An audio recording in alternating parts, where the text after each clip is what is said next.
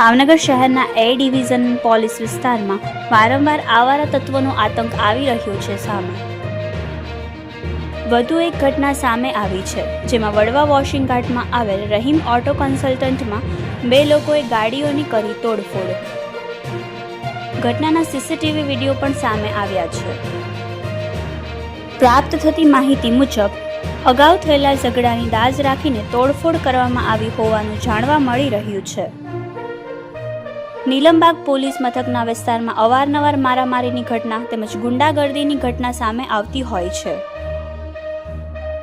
પોલીસનો કોઈ ડર જ રહ્યો ન હોય તેમ એક પછી એક ઘટના સામે આવી રહી છે. Reporter Shailesh Raval, Yashvi Gujarat news, Bhavnagar.